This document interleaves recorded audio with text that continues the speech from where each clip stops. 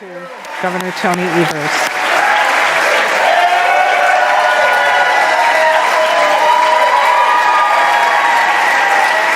Thank you, everybody. Thank you. At this time, it is my honor to introduce the Governor of the great state of Wisconsin, the Honorable Tony Evers. Thank you.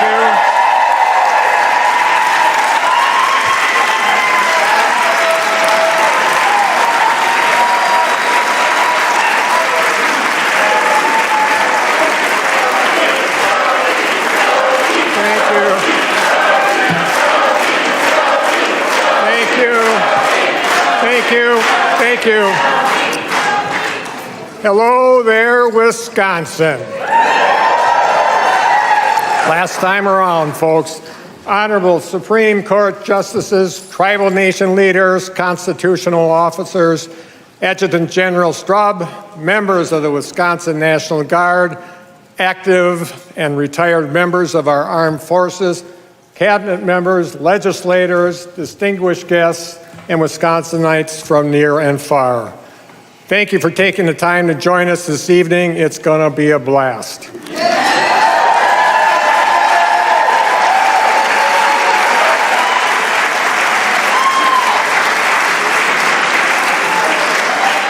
So I'm Tony Evers, and I'm honored to be the 46th governor of the great state of Wisconsin as I deliver my 8th and final State of the State address to you tonight. It's true.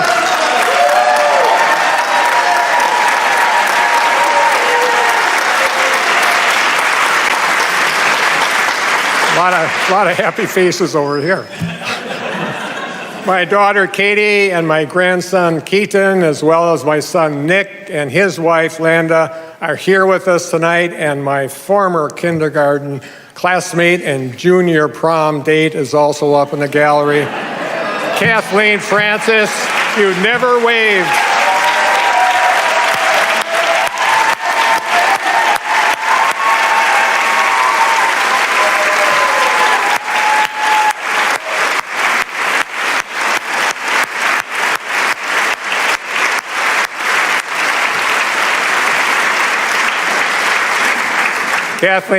Kathleen Francis, you've never waved through all the ups and downs of my 50 years of public service. You're a saint. Thank you for being a saint. Before we begin tonight, Wisconsin, today is an election day. If you haven't voted yet in the spring primary, there's still time to get registered and vote. And the good news is, if you go right now to participate in our democracy, you can still catch my full speech afterward on Facebook, YouTube, and probably whatever else kids get their news these days. Polls are open to 8 p.m., so go to myvote.wi.gov, find your place of polling, then grab your photo ID and proof of residence if you need to register, and get out to vote.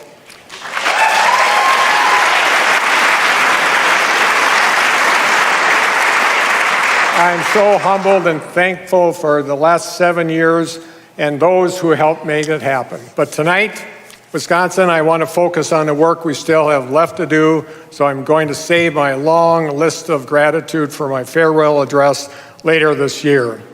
And no, legislators, that doesn't mean my speech got any shorter. In fact, I think it's probably longer. Sorry.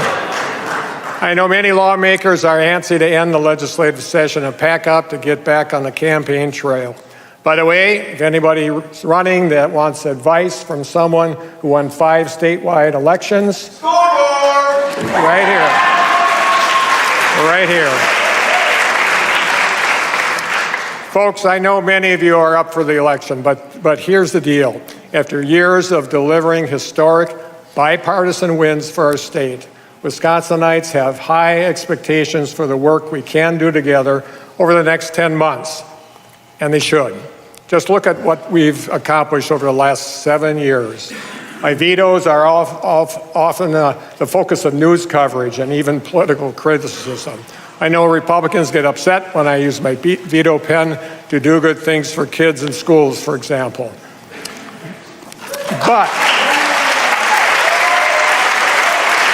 But here's the truth. Here's the truth.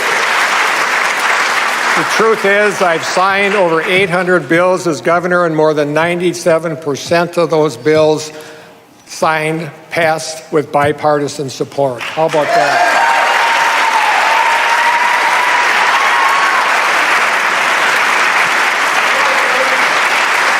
And here are just a few of those bipartisan bills. We improved our justice system, bolstered support for public defenders and DAs, and made the largest addition of circuit court branches in over 2 decades. We made sure firefighters and law enforcement officers can access workers' compensation for post-traumatic stress. We created a holiday honoring Hmong Lao veterans, and our kids now learn about Hmong and Asian American history in their schools. We fixed gaps in the Amber Alert system through the Prince Act so that we could locate missing kids faster. And folks, this is all barely a fraction of the more than 800 bills I've been proud to sign as governor. We expanded the tax credits to help lower the cost of child care for working families. We made it so that the state park passes can be used for 12 full months, regardless of when they're purchased. We provided Medicaid coverage for telehealth services so that folks can access health care right from home. We supported peer-to-peer suicide prevention efforts for kids in schools. We invested in helping local communities prepare for and prevent flooding before disaster happens. And we worked together to keep Major League Baseball in Milwaukee until 2050, so future generations of Wisconsin's kids will grow up rooting for the Brewers like so many of us have.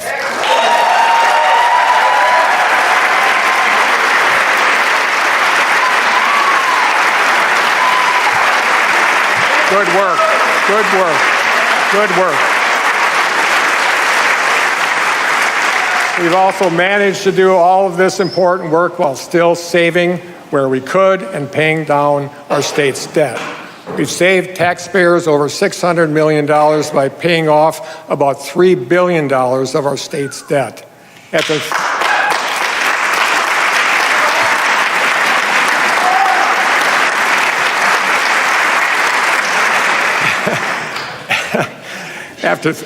Excuse me.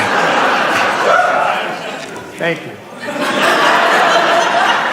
After 30 consecutive years of our state's checking account running a deficit, we've ended every full fiscal year I've been governor with a positive balance. How about that?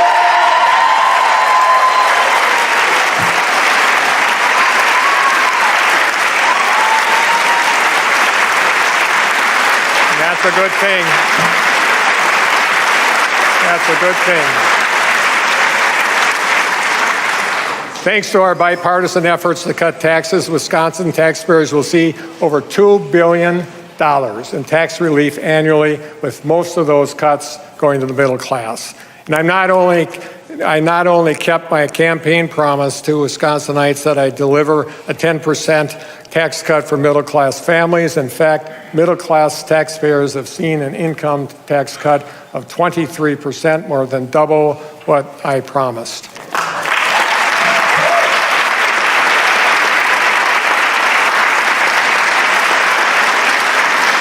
Wisconsinites, you're keeping more of your hard-earned money today than at any point in the last 50 years. How about that?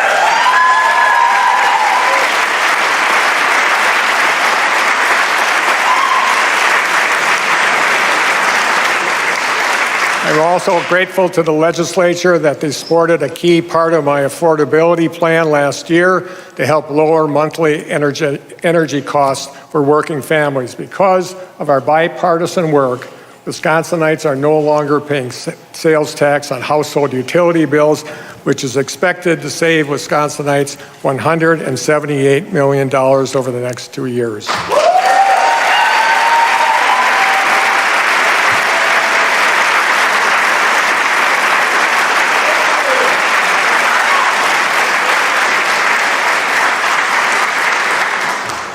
Not only are Wisconsinites keeping more of their hard-earned money, Wisconsinites are making more money too. Average annual wages in Wisconsin went up nearly 26% over my first 6 years in office, and median wages in 2024 reached an all-time high, record high.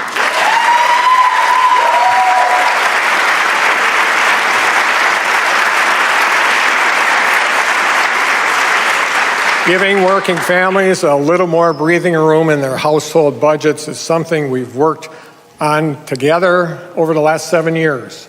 I'm hoping we can continue building on those efforts this session, including reaching bipartisan agreement on a plan to get meaningful resources to our K-12 schools and provide property tax relief at the same time. And it must balance these important obligations a heck of a lot better than the plan Republican leaders sent me this week.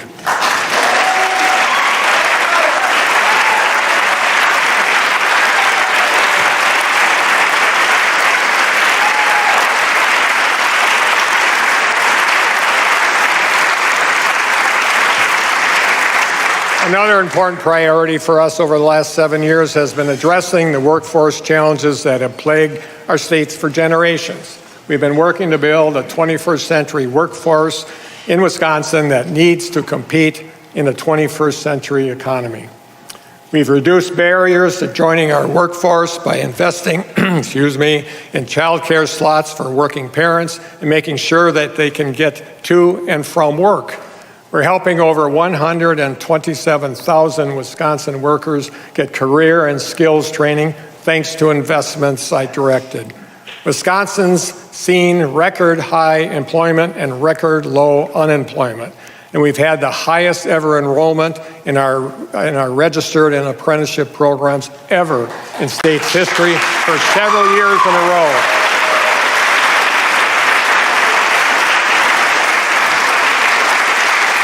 And by cracking down worker misclassification, we made sure over 134,000 workers got the wages and benefits they were owed.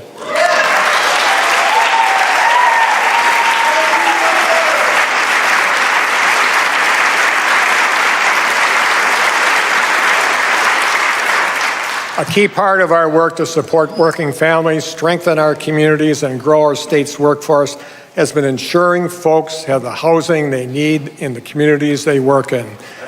It's about connecting the dots, and expanding access to affordable housing is an issue I hear about almost everywhere I go in Wisconsin.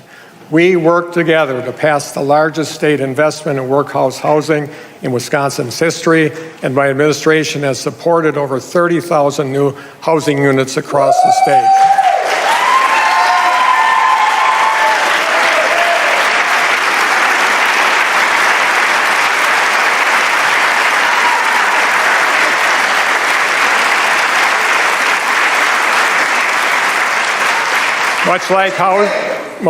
Much like housing, having access to affordable high-speed internet in the 21st century is a necessity, not a luxury.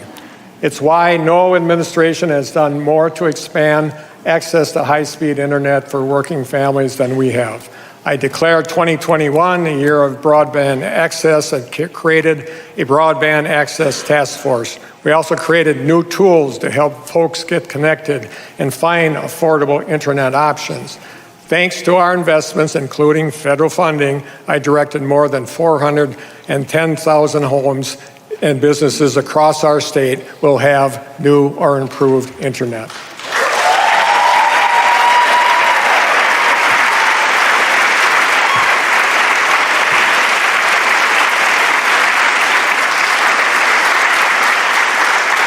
Supporting our farmers and their families and our state's agricultural industries have always been part of our work over the last seven years.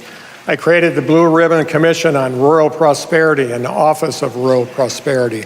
And we worked together to create the Wisconsin Initiative for Agricultural Exports to increase dairy, meat, crop, and other products exports by 25%. Today, Wisconsin is well on the way to become a top 10 state for agricultural exports after being ranked 13th just a few years ago.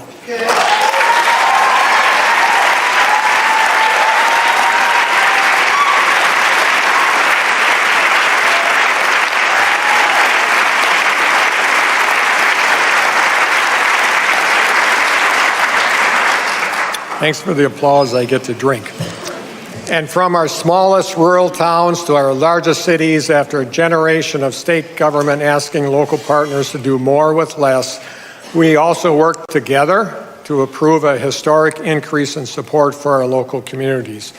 Thanks to our bipartisan efforts, Milwaukee is no longer on the brink of bankruptcy, and for state support for most municipalities increased over 20% to help them meet basic and unique needs alike. Good.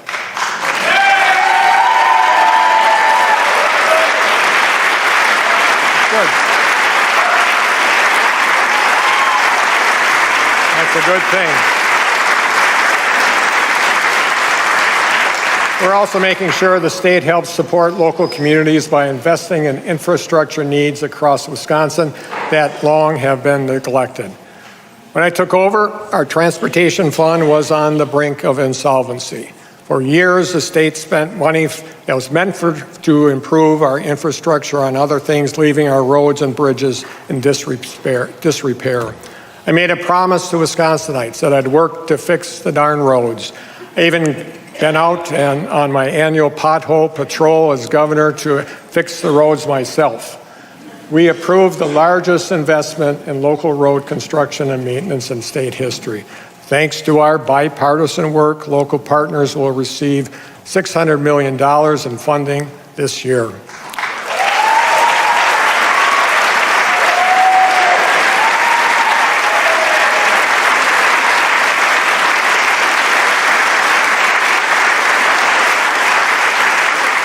Together, we also created a new agricultural roads program with bipartisan support to make sure our farmers and producers can get their product to market safely and efficiently by improving local road infrastructure across our state. It's already supporting over 90 projects across 48 counties to help improve and repair roads that our farmers, agricultural industries, and rural communities depend on.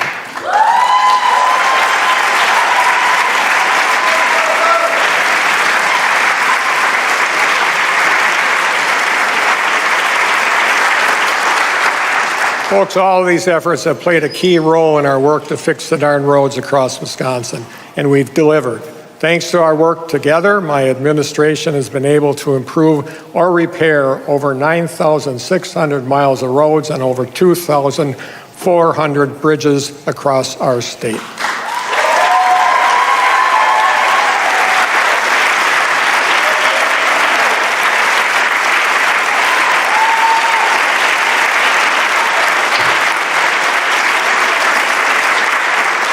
And it's a darn good thing we've been fixing the roads, because under my administration, Wisconsin's been welcoming more visitors than ever before. Investing in our tourism industry has been an important part of our work over the last 7 years, and it's paid off. Wisconsin's travel and tourism industry has been setting records for 3 years running. In 2024, we had a hat trick year. Wisconsin tourism brought in more money, welcomed more visitors, and generated a record high $25.8 billion in total economic impact.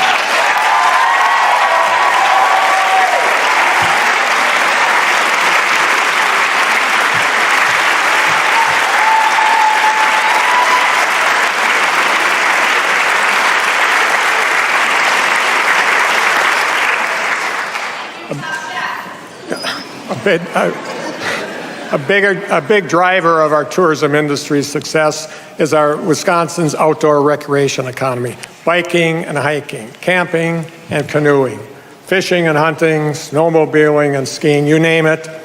Outdoor recreation is part of our DNA as Wisconsinites. It's also become an $11 billion industry that drives and supports local jobs and economies across our state. I propose creating our state's ever first Office of Outdoor Recreation, and we work together to get it done so that Wisconsin now has a dedicated office to support this critical economic industry.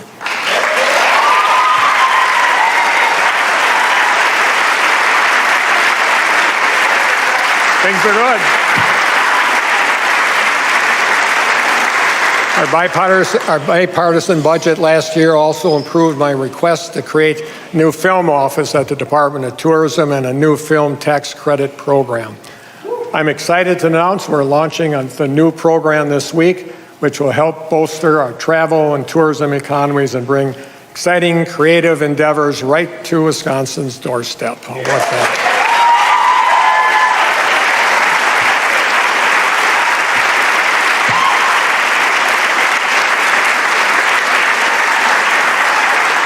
Folks, we've gotten a lot done for Wisconsin over the last 7 years. Our work during the Year of the Kid is another good example.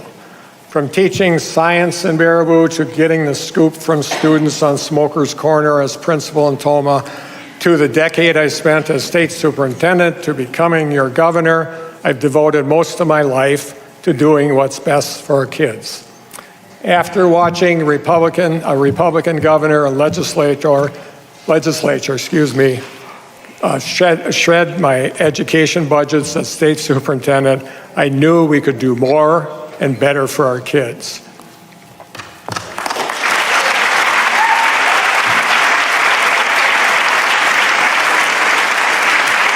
Our kids are why I got into this gig in the first place. So while every year is a Year of the Kid for me, I declare 2025 the official Year of the Kid and introduced the most pro-kid budget in state history. And then we went to work.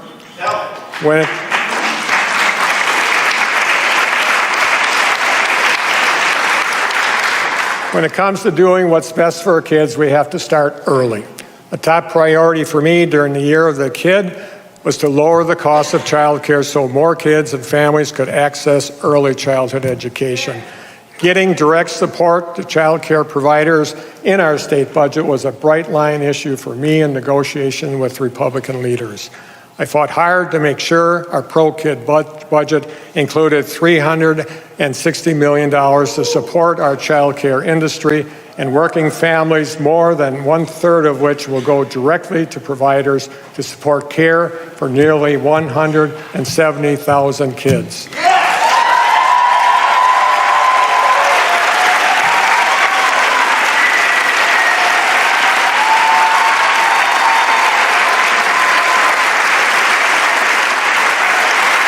Thank you.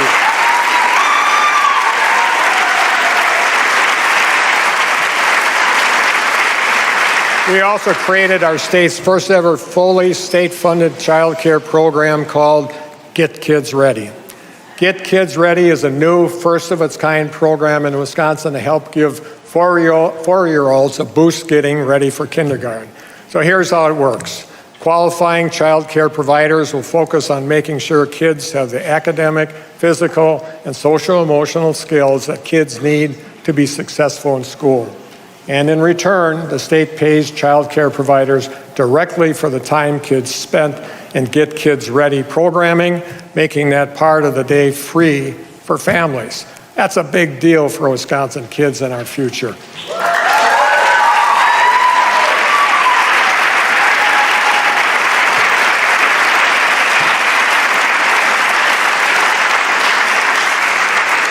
And I'm excited to announce tonight that nearly 1,400 providers have signaled that they're ready to be part of this program, an effort is projected to help as many as 24,000 kids across Wisconsin get a head start on their education in just the first year. How about that?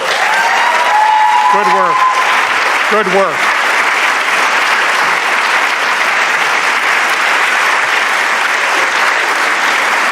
A key part of our work to do what's best for our kids includes making sure our kids can bring their best and full self to our schools and our classrooms. A kid who's hungry or facing mental health challenges isn't going to be able to focus on their studies or their coursework at school. It's why I fought hard to secure $10 million for food security and $30 million to help support mental health resources in schools across our state.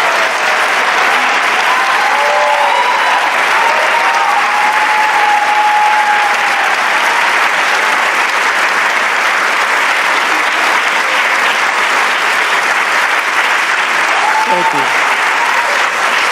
When I delivered my State of the State address last year, I said I'd be asking the legislature to make meaningful investments in public education at every level, from early childhood to our universities. And I made sure that's exactly what our bipartisan budget did. Republican lawmakers who spent the better part of 2 decades waging war on higher education and the Wisconsin idea planned to cut our UW system by nearly $90 million, and that was a non-starter for me and many other people. I fought hard to make sure the final budget I signed included the largest increase for our University of Wisconsin system in nearly 20 years and over $1 billion for UW projects across our state.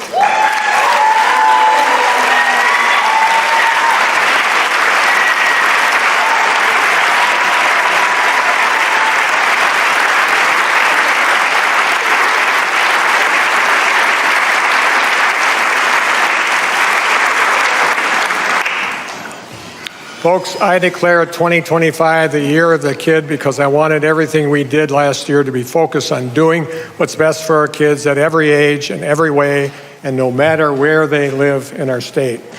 But Wisconsin, I've always promised to give you straight information here, and that's exactly what I'm going to do. So I want to talk about how our bipartisan budget delivers for our K through 12 kids in schools. And I also want to talk about the ways that fell short and the work the legislature must do to make good on the bipartisan promise we made to our kids in the last budget. A decade of Republicans consistently failing to meaningfully invest in our kids and our K through 12 schools has consequences. Wisconsinites have been going to referendum in high numbers in years, raising their own property taxes just to keep the school lights on. It started long before I became governor. I get Republicans want to blame my 400-year veto for property taxes going up. Why? Of course, it's politics, of course. Republicans running under fair maps need someone else to blame for failing to fund our schools at the levels I've asked them to for about 2 decades of my life. Here's the truth. Funding our schools is a responsibility that the state and local partners share. Local property taxes go up when the state fails to do its part to meet its obligation.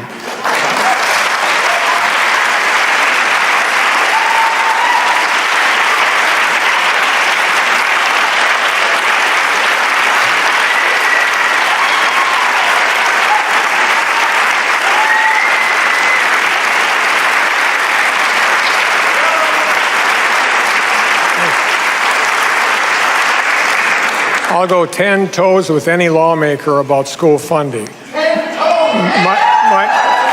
My 400-year veto isn't an automatic property tax increase, folks, because that isn't how school funding works in Wisconsin. The legislature has rejected over $7 billion for K through 12 schools that I requested over the last 4 state budgets. If lawmakers want to have an honest conversation about property taxes, start there.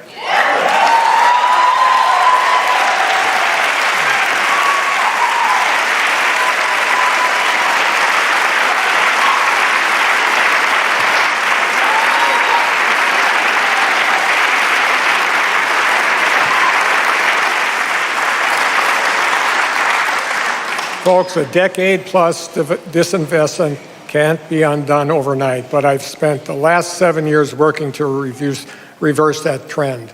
We secured an additional over $2.3 billion for our K through 12 kids and schools in my budgets. I fought hard for nearly $1.4 billion in spendable revenue we approved in our bipartisan budget negotiations last year. That included a net categorical aid increase that was roughly 5 times larger than our previous historic budget.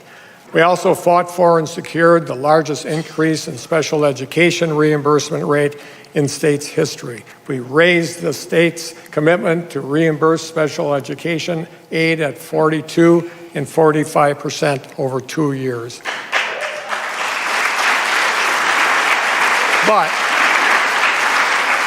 And there's a big but here. But here's the problem. The legislature refuses to set aside enough state money to actually meet those percentages. So in reality, DPI estimates the state's only reimbursing at a rate of about 35% instead, well short of the budget we negotiated. We have a constitutional obligation. We have a constitutional obligation to fund our schools in the state. Folks, the legislature must approve the level of funding necessary to meet the percentages our kids and our schools were promised in the last budget. Period.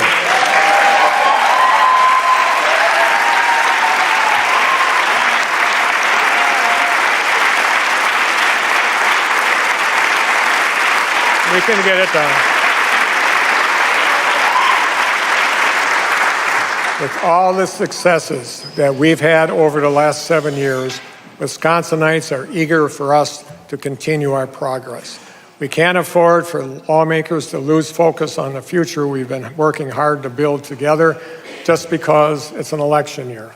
So I know the legislature would rather hit the road and take the rest of the year off, but I'm going to ask lawmakers to stick around until our work here is finished.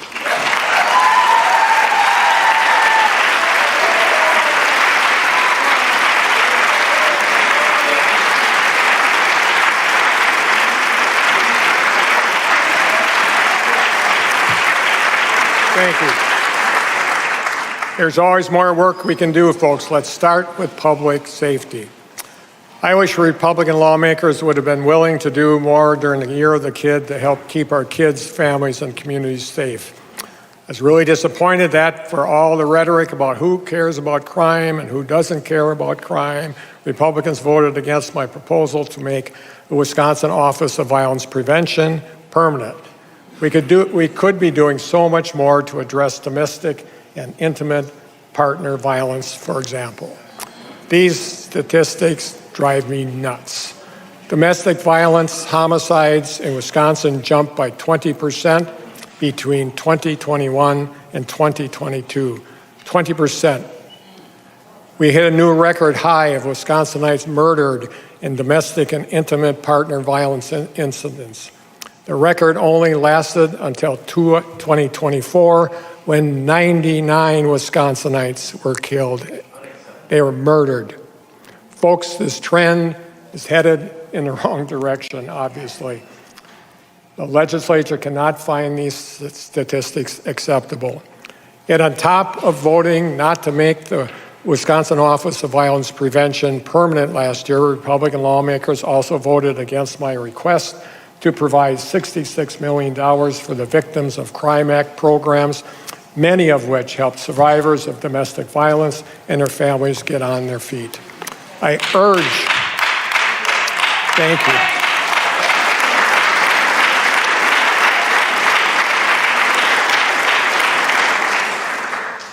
urge the legislature to send bills to my desk to codify the Office of Violence Prevention and fund Victim of Crime Act programs.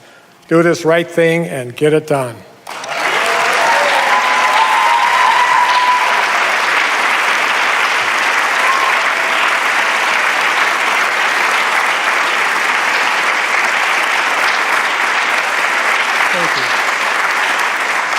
In the meantime, my administration and I will continue our work however we can to reduce crime and violence and help make kids and families safer.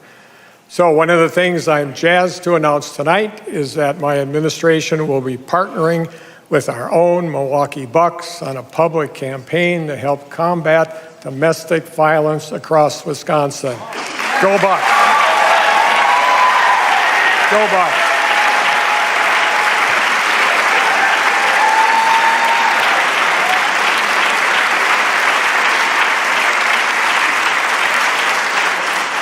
I also want to talk about gun violence, which is why I created the Wisconsin Office of Violence Prevention.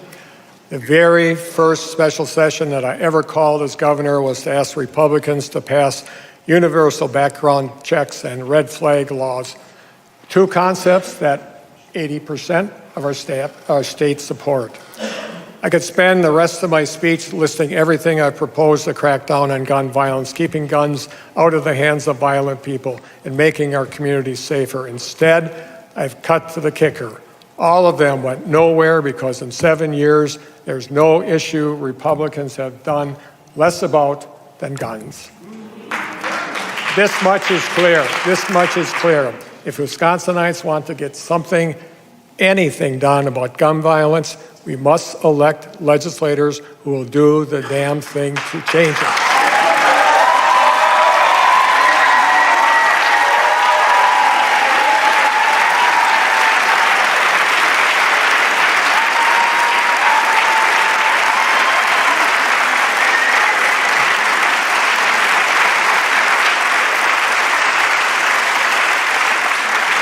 I've also spent years urging Republican lawmakers to approve reasonable common sense policies to move Wisconsin's corrections, courts, and justice systems into the 21st century. I introduced a sweeping corrections reform plan last year that would close GBCI by 29, get kids out of Lincoln Hills and Copper Lake, and turn Waupun into a state-of-the-art vocational facility. Republicans quickly dismissed it, insisting they'd come up with a better plan and pass that instead. It's been over a year now, and I haven't seen one, neither enacting my plan nor proposed a plan of their own. I'm still hopeful that we can work together to pass a bipartisan bill this year on a comprehensive corrections reform to set an achievable goal for GBCI to close, convert Lincoln Hills, and revamp Waupun.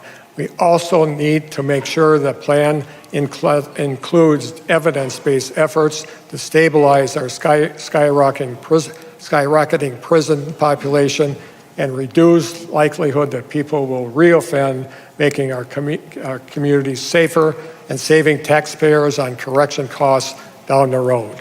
We don't need to ask taxpayers to pay for a brand new prison. That won't be done for a decade.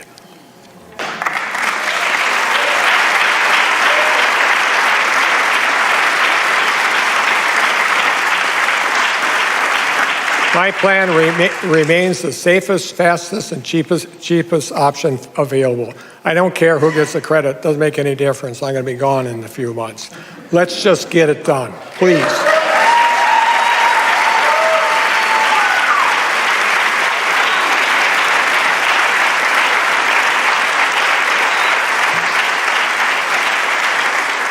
In the meantime, I will continue to exercise my constitutional powers as governor to do what I can to improve community safety and change Wisconsin's justice system for the better. Before I took office, Wisconsin got an F in judicial diversity due to a lack of women and people of color on our bench. So it's important to me to appoint judges who are a reflection of the people of our state. I'm especially proud that no governor has appointed a more diverse class of judges in state history. More than a third of the judges I appointed are people of color, and more than half are women.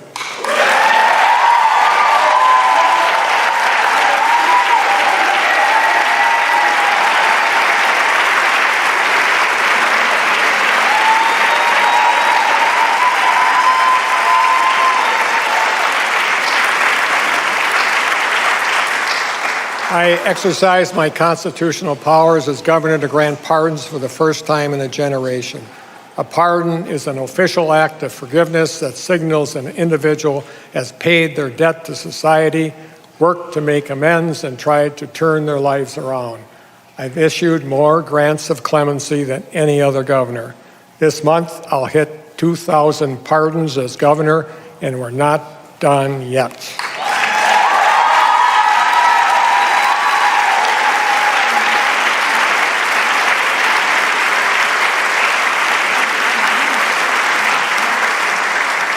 We also have important things to get done this year to clean up our water and protect our natural resources. We make a promise to our kids and grandkids that will leave them a better state and world than the one we inherited. That's the future we've promised them, and that's the future they deserve. And my administration has worked to lead the way. For starters, science and the words climate change have returned to the Department of Natural Resources.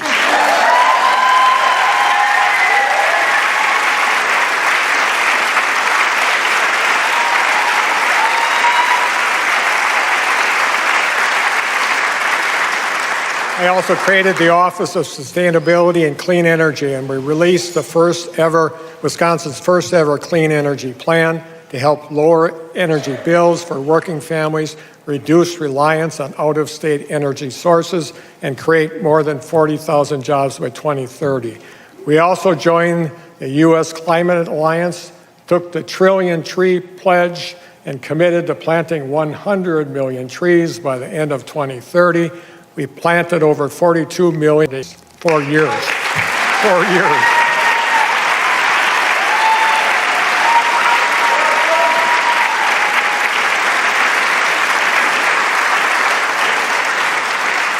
We created a new Wild Rice Stewardship Council to help protect wild rice resources that are culturally significant and important food source for indigenous communities.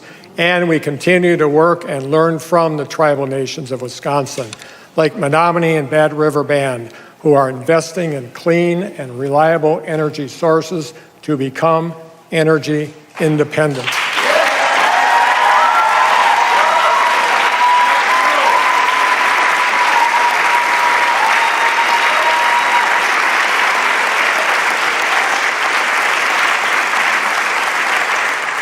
4 years, the state has purchased renewable electricity certificates from Wisconsin utilities to power our state agencies. I want to make sure we continue to work towards our clean energy goals. Thanks to the steps I'm announcing tonight, we're ensuring the state will continue doing so long after I'm governor. Tonight, I'm announcing that the state is going to purchase about 225,000 megawatt hours of renewable energy every year for the next 20 years. Folks, just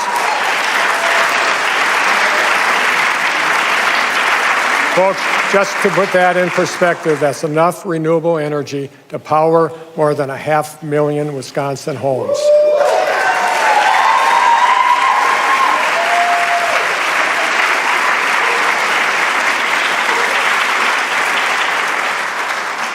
We're also continuing to explore new ways for Wisconsin to be a leader in clean energy. I'm excited to announce that we're going to be partnering with the UW-Madison's Department of Nuclear Engineering and Engineering Physics to study nuclear energy opportunities in Wisconsin. Nuclear energy is the largest source of clean power in our country, and it's a safe, reliable, carbon-free option to power our homes and businesses. This could be a game changer for our state, and I'm glad this work has received bipartisan support this session.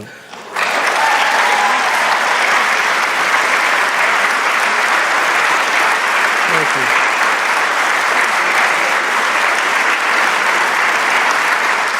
Folks, this partnership on nuclear energy is the Wisconsin idea in action. The Wisconsin idea has always been around harnessing the extraordinary research and innovation that's happening on UW campuses and using it to improve public policy in Wisconsin and beyond. It's why I'm also excited we're continuing the tradition to support small businesses across our state. Our newly created Ignite Wisconsin program is going to make strategic investments to advance startups in our state, targeting sectors to boost our homegrown innovation. This includes connecting the dots to invest in the Wisconsin Fusion Energy Coalition, anchored by UW-Madison's fusion research, so Wisconsin becomes a national hub for commercializing fusion energy.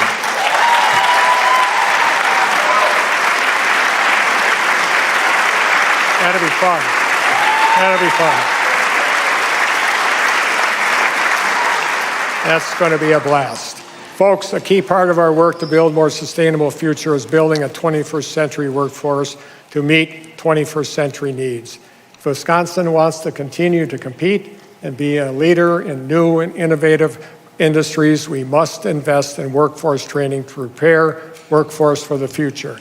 It's why my administration worked to secure over $7 million to launch a workforce training programs focused on developing our advanced manufacturing and AI workforce in Wisconsin.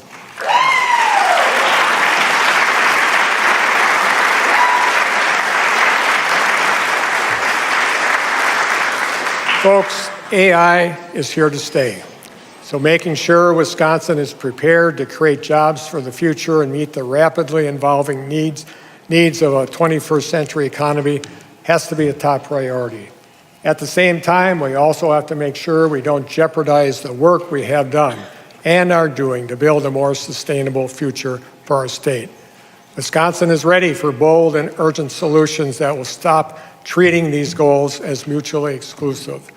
And that's especially true when it comes to data centers.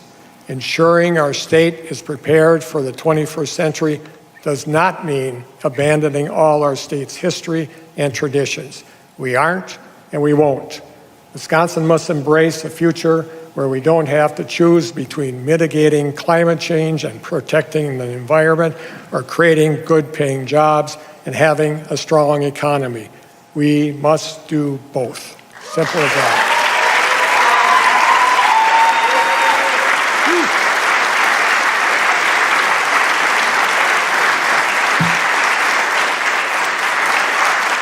We also couldn't reach consensus during the state budget negotiations on a comprehensive plan to reauthorize the Knowles-Nelson Stewardship Program, the namesake of two Wisconsin conservation heroes.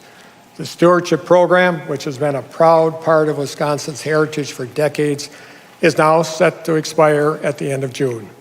Let's get a bipartisan bill done to reauthorize the Stewardship Program that both supports land acquisition and management of Wisconsin's valuable natural resources and public lands. We have to do this, folks. We have to.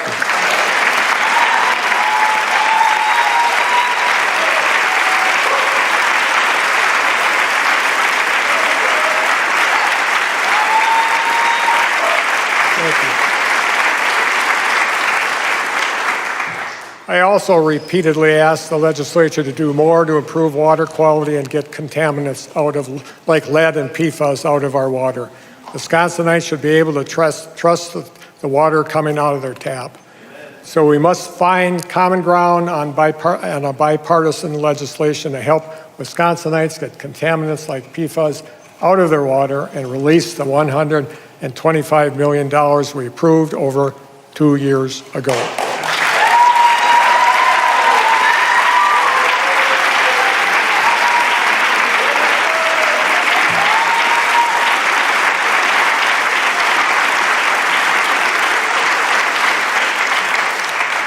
Now, we've gotten a lot done for Wisconsin over the last 7 years, but tonight I don't want to just want to reflect on our work together.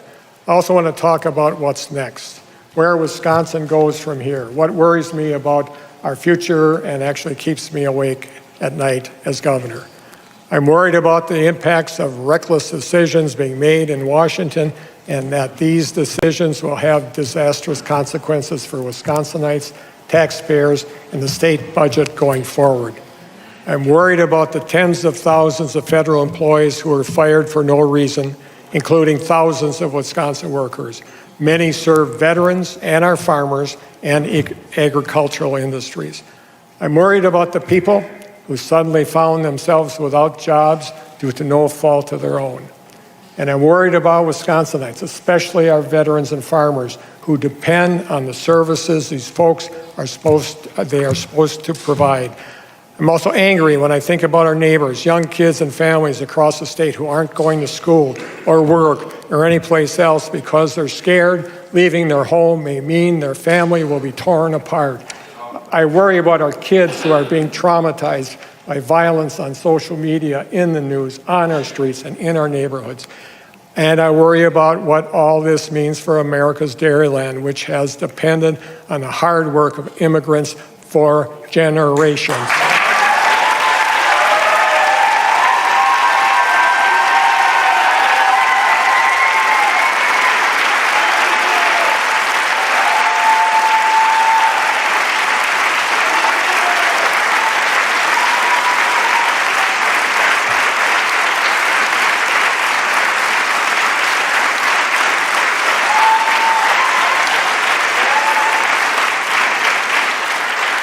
And I'm also worried that even with our successful efforts to help folks make ends meet, Wisconsinites are feeling the squeeze due to tariff taxes and erratic trade wars. prices are going up on things like school supplies, groceries, clothes, gas, more. Americans last year footed the bill for 96% of the costs from tariffs. I noted earlier that our state has seen historic economic success under my administration with all your help, which has seen a budget surplus and rainy day fund at record high levels. Based on what's coming, I worry how long that will last. I'm worried about the impacts of President Trump's so-called big, beautiful bill. If Republican lawmakers don't approve resources the state needs to keep food share payments errors low, Wisconsin taxpayers could have to pay hundreds of millions of dollars in penalty fees to the Trump administration every year under the BBB. And let me be clear, on top of the more than $284 million we've already estimating Wisconsin taxpayers will have to pay in future budgets. The sooner the legislature invests in food share quality control efforts, the more time the state has to keep food share errors down. It's pretty simple. We can save Wisconsin taxpayers potentially hundreds of millions of dollars in penalty fees a year. We could have to pay the Trump administration if we don't.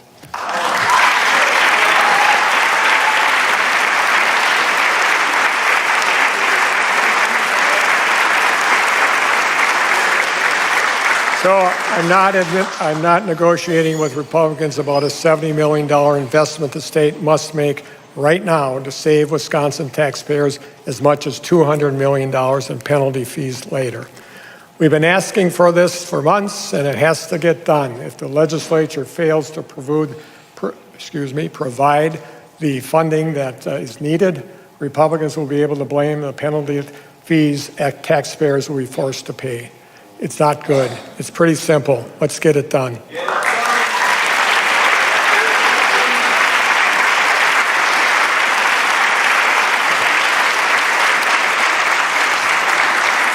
And that's not all that keeps me awake. Healthcare costs are skyrocketing. Wisconsinites already don't feel like they're getting a fair shake when it comes to insurance coverage. And now, because of the so-called big, beautiful bill, over 270,000 Wisconsinites will lose their health care because Republicans in Congress refuse to extend tax credits under the Affordable Care Act that make health care more affordable for millions of Americans. Many are going to be priced out. I talked to Kim, a small business owner in Green Bay, whose health care coverage went up 500% this year. Kim said she had enough money to pay for 1 month of health care coverage, and then she's going to go without. Wisconsinites across our state will be forced to do the same. Congress must fix the health care crisis they've created, or every member of Congress from Wisconsin and beyond who allowed this to happen should be held accountable at the ballot box.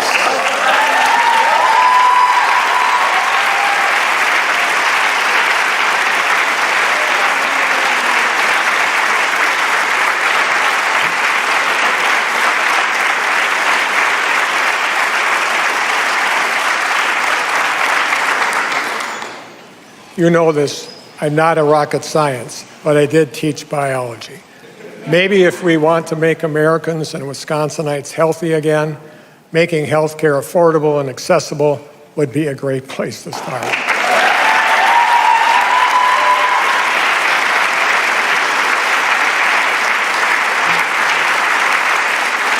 We could also start by trusting the science, public health experts and medical professionals who have eradicated diseases and found cures and kept us healthy and safe for decades.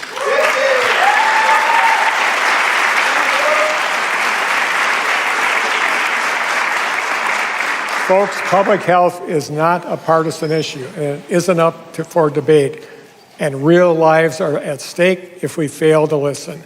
It's why in the coming weeks I'll sign an executive order to have Wisconsin join the World Health Organization's Global Response Network.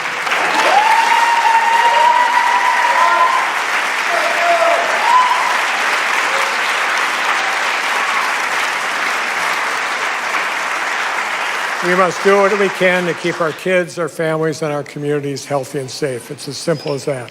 Wisconsin is as purple as ever. but we've shown we can put politics aside and work together to get good things done. Compared to all the chaos, dysfunction, and recklessness in Washington, D.C., here in Wisconsin, we've worked to lead by example. And a big part of that is the fact that today lawmakers are elected under fair maps I signed into law.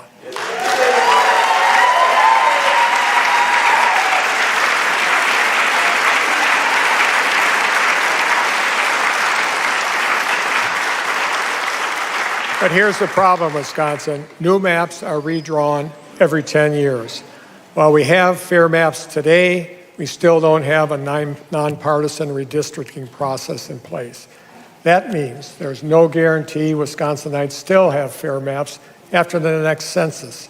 Wisconsinites and Americans across our country have watched the President of the United States put pressure on Republican legislators into adopting new maps that will benefit him. And as a result, Democratic legislators have been put in the unthinkable position to respond by trying to restore balance. It is crazy. Very few people in this country know what it means to live under some of the most politically gerrymandered maps in Wisconsin, but Wisconsinites do. And they know because they lived it. And we are not going back.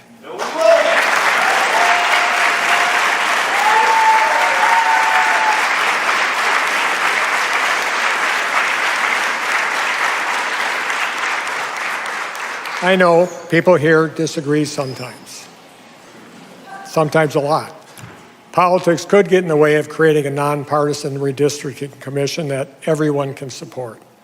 But there's one thing that we all should be able to do to agree on, which is that politics should stay out of the redistricting from start to finish.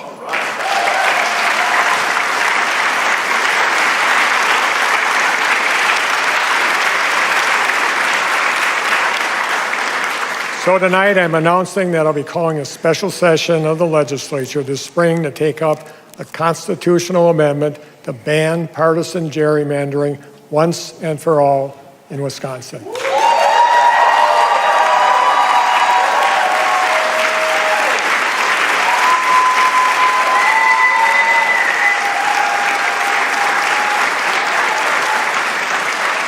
And let me be clear, I hesitate to bring this legislation to special session later this year in August or September or October. Heck, I'm old enough to remember when the legislature was willing to meet in December. I don't know if you remember that. I do. Folks, Wisconsin has fair, safe, and secure elections. We must continue to fight every effort by any politician to interfere with or make it harder for eligible Wisconsinites to cast their ballots.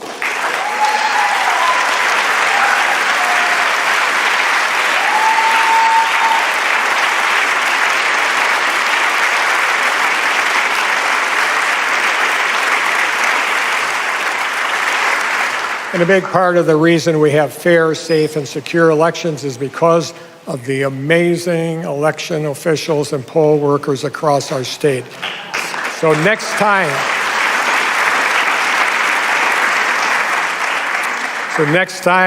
like Kathy and I did today, you cast your ballot, and I hope you did today, thank the folks who's making it happen. Make them.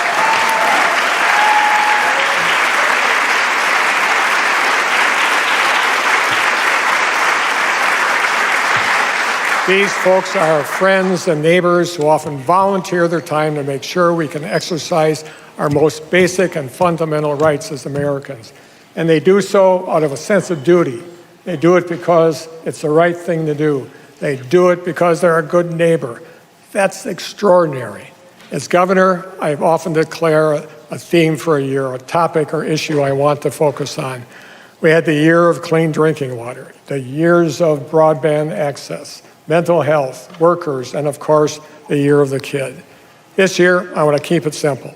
I want us to focus on our Wisconsin values of kindness, respect, empathy, compassion. I'm declaring 2026 the year of the neighbor because we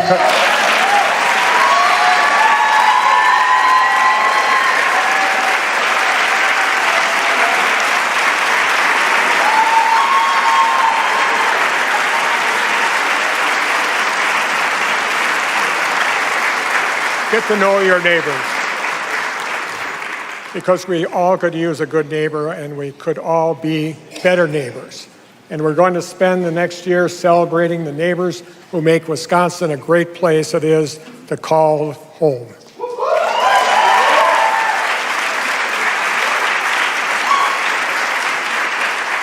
The first responders who answer our call in our darkest hour, the librarians who help find our new favorite book, the teachers who comfort, inspire, and educate our kids, the state worker who helped us find and apply for health care or job training, the veteran who served our country, the farmer who feeds our families, the nurse taking care of our loved ones, the helpers who work every day to make life just a little bit better for everyone who lives here.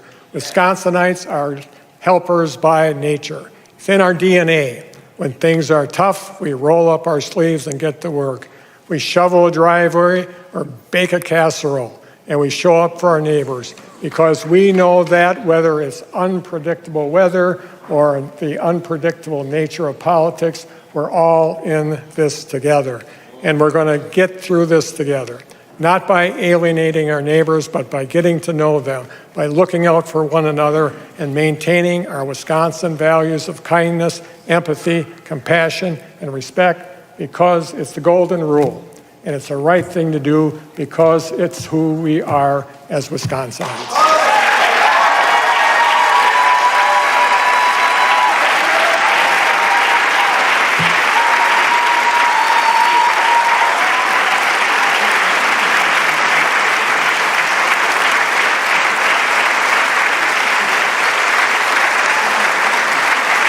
Here we go, folks. I always promise to be a governor who works for all Wisconsinites and who does the right thing when it matters most. I'll never stop working to make good on the promise as long as I'm governor. We have lots of work to do, folks, so let's get back to it. Thank you, and on Wisconsin UW Marching Band, let her rip.